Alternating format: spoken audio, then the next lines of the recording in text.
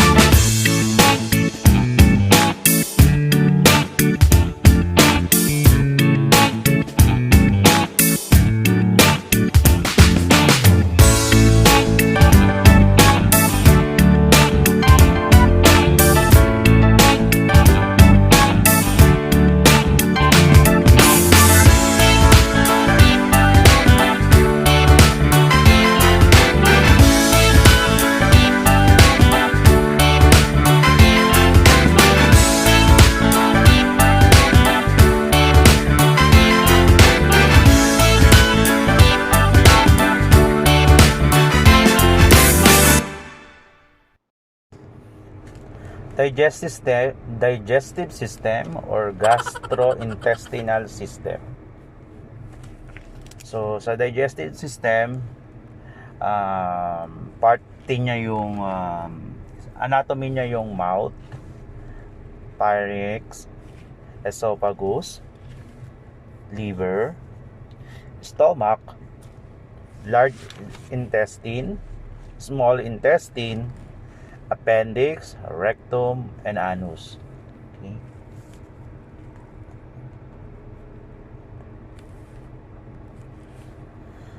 So, function of the digestive system. So, ito na yung pinaka-function ng digestive system sa ating sistema ng katawan. The function of the digestive systems are tinatawag na IDAD. O, ito yung tinatawag na mnemonics daw. As per my training officer. Yan. So, in-arrange niya by IDAT. Okay? Ano yon? So, ito yung function niya sa digestive system natin. Una yung ingestions. Okay? Then, pangalawa, digestion. Pangatlo, absorption. And pinakahuli is defecation. Okay. Pag sinabing ingestion is yung kinakain natin pagkain. Kinakain na pagkain talaga. Then digestions, breakdown of the food. Okay. Absorption, extraction or nutrients from the food. So alam naman natin yun, na-absorb niya, then pagkatapos siya ma-absorb, i-extract niya yung nutrients sa pagkain na kinakain natin. And defecation, removal of waste products. So tinatawag na yung stool natin. Okay, yun lang yun. So the digestive system is also builds and replaces cells and tissues that are constantly dying. Okay, so yung digestive system is made up of organs that break down food into protein, vitamins after food is chewed and swallowed. It goes down the esophagus and enter the stomach, wherein the further broken down by the powerful stomach acids. From the stomach, the food travels into the small intestine. And this is where your food is broken down into the nutrients, okay, that can enter the bloodstream through tiny hair-like projections. Okay, the excess food that the body does not need or cannot digest is turned into waste and it is eliminated from the body. So, yun lang yun. Next, the buccal cavity or buccal mucosa. Food enters the mouth and is chewed by the teeth, turned over and mixed with saliva by the tongue.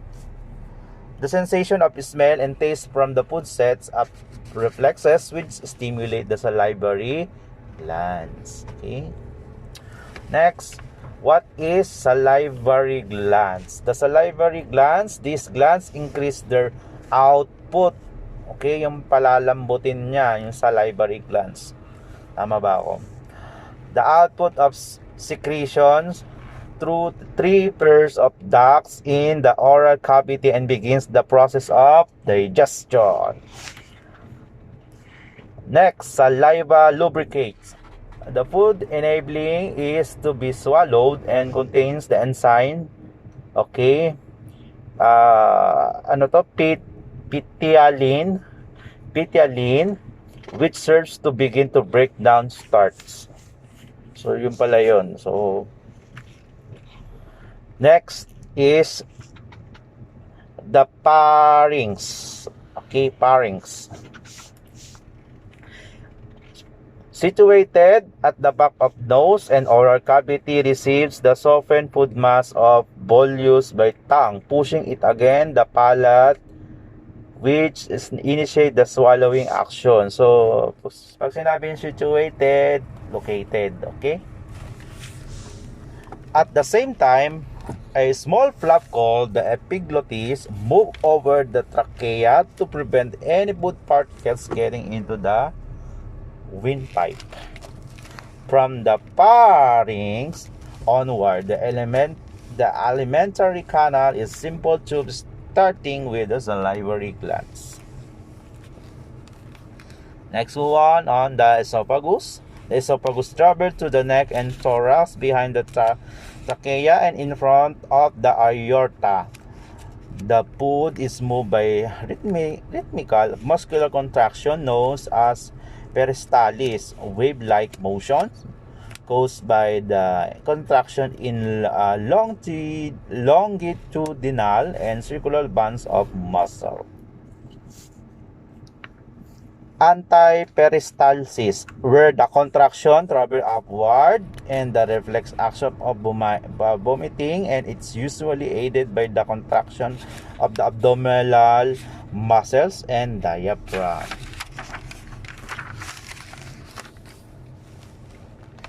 Okay, let's talk about the stomach o yung ating tiyan. The stomach lies below the diaphragm. Ito yun lies from below the diaphragm. And to the left of the liver. Tama ba yan? It is the widest part of alimentary canal and acts of reservoir for the food wherein it may remain for between 2 and 6 hours.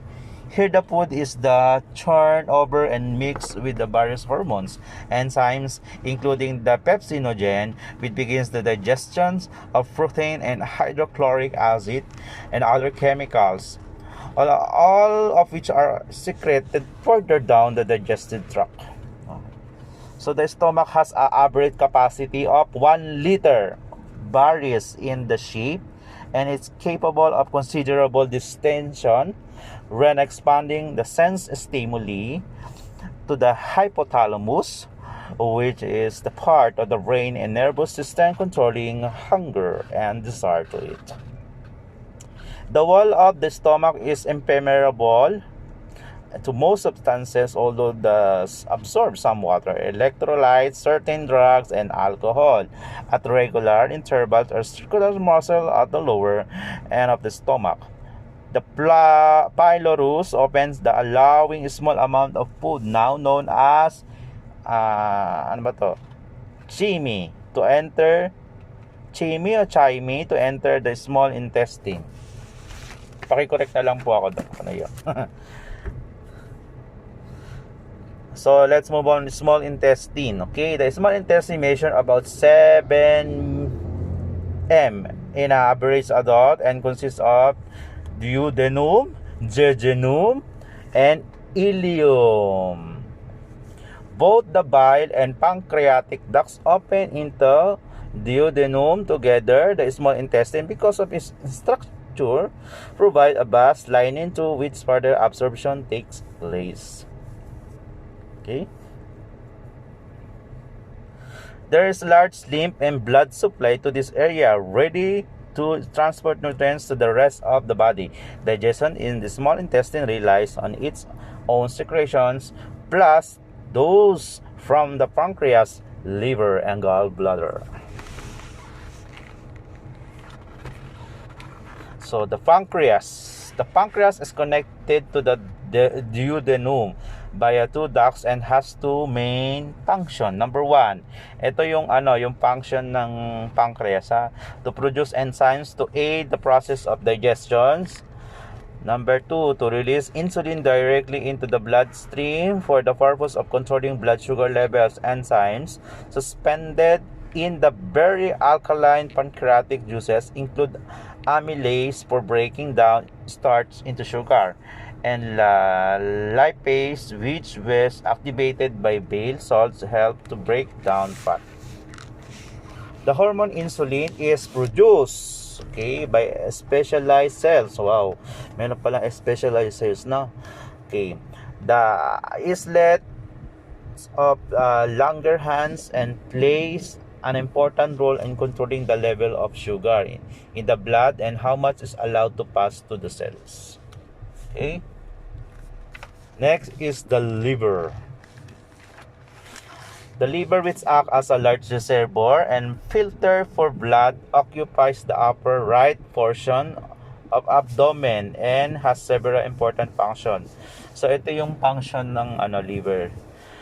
Secretion of bile to the gallbladder, carbohydrate, proteins, and fat metabolism, the storage of glycogen, ready for the conversion into the glucose when energy is required, storage of vitamins.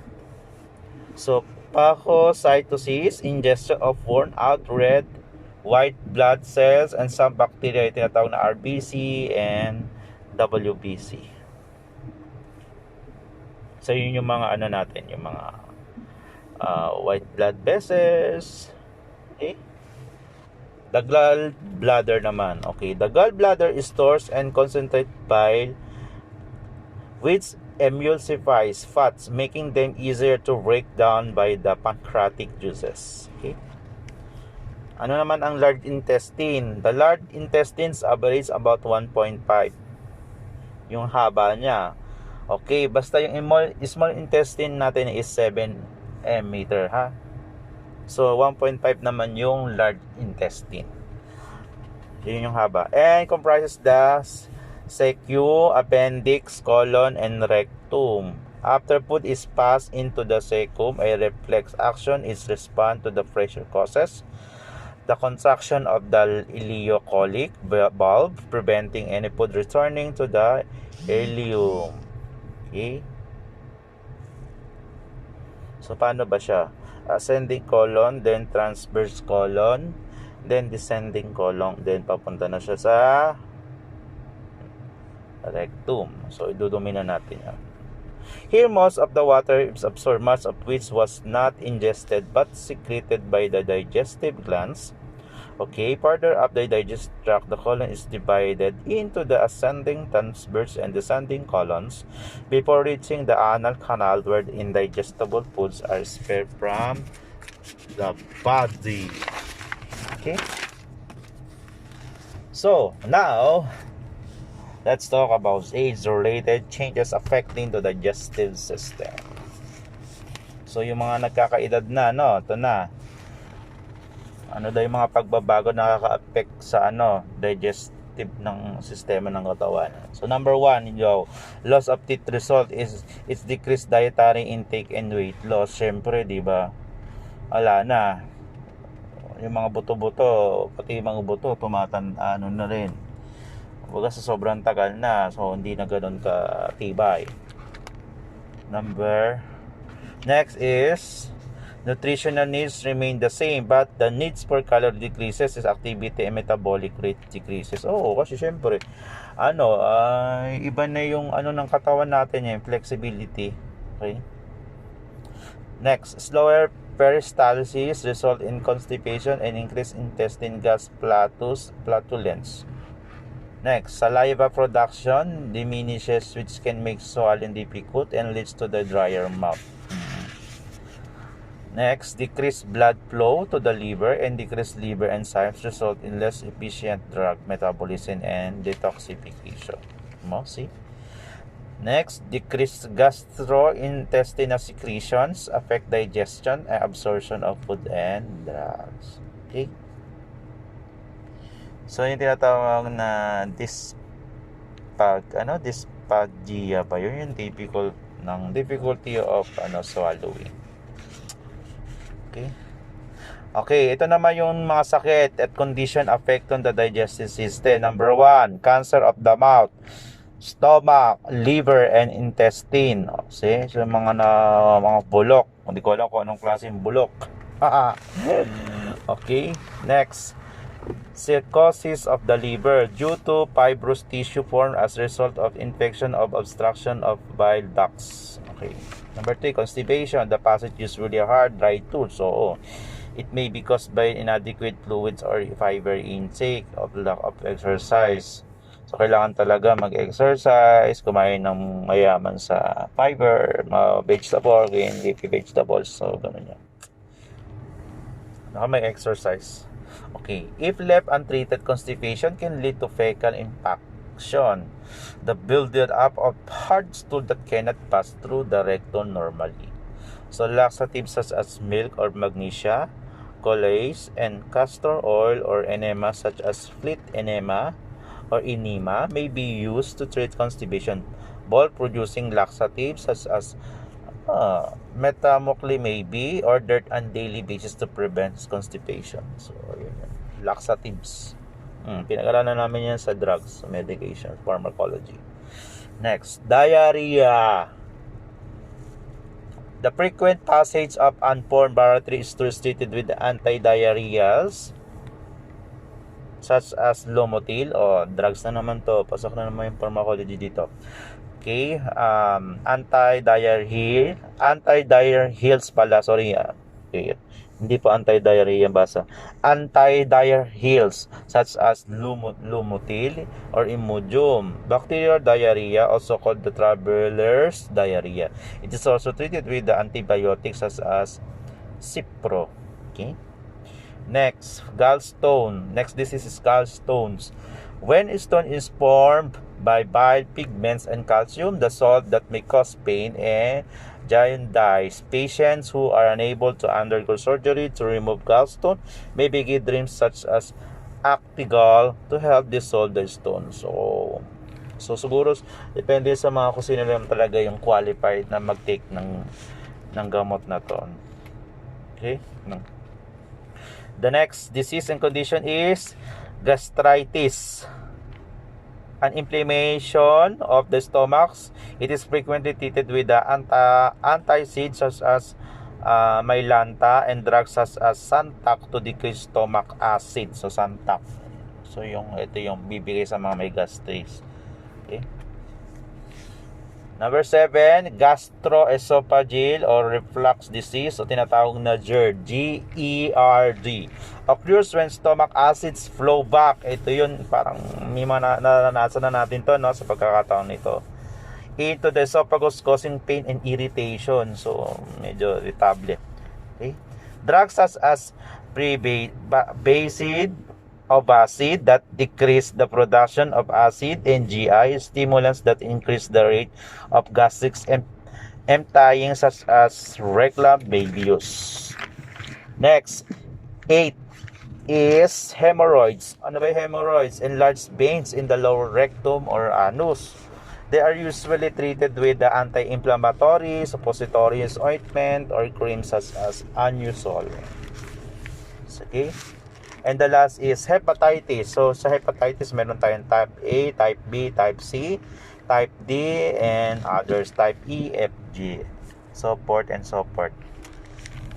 So, paano ba natatransmit ang type A? Yung daw type A na hepatitis is transmitted by the fecal or oral route. And yung type B naman, transmitted by blood and body fluids. So, from type B to C, D, natatransmit sila by blood or body fluids. Okay? Number 10, hiatal hernia. Protrusion part of the stomach upwards through the diaphragm. And the last is ulcers. So, yan, makarami nagkaka-ulcer. Bakit kaya? Ulcers open lesions of gastric mucosa. Antacids such as Malox and drugs that block the release of stomach acid such as Tagamet and Prevacid are commonly prescribed. Okay?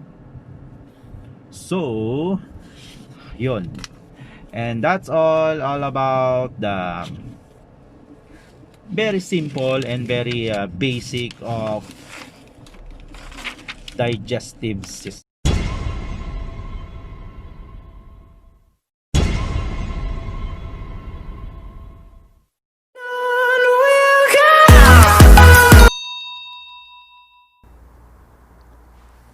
Question number 1. After the food is chewed and swallowed, it goes down the tube called A. Buccal cavity, B. Esophagus, C.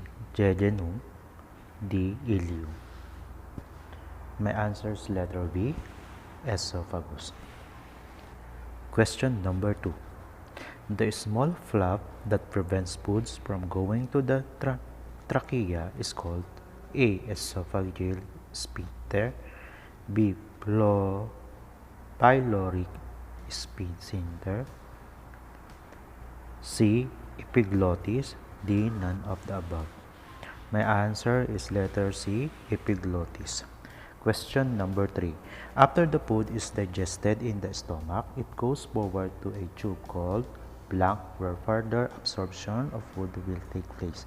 A. Large intestines, B. cecum, C. rectum, D. small intestine. My answer is letter D. Small intestines.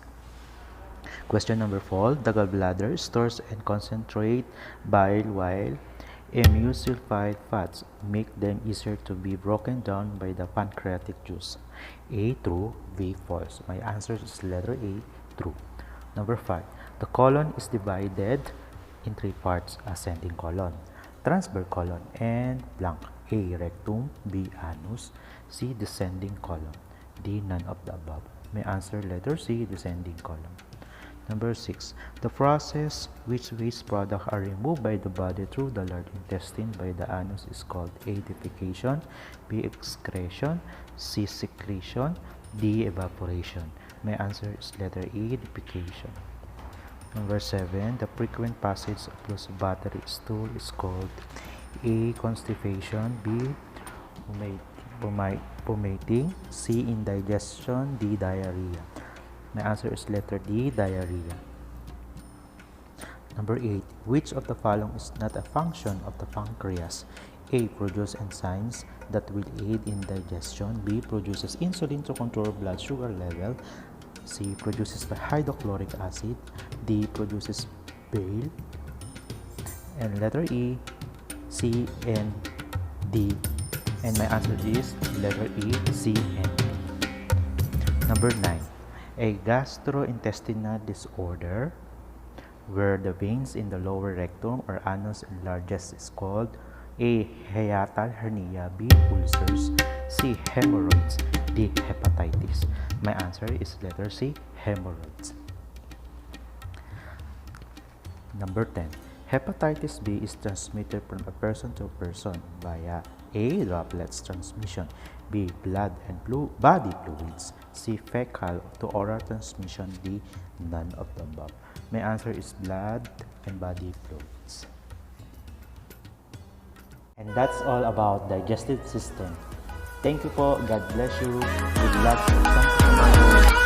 Bye-bye.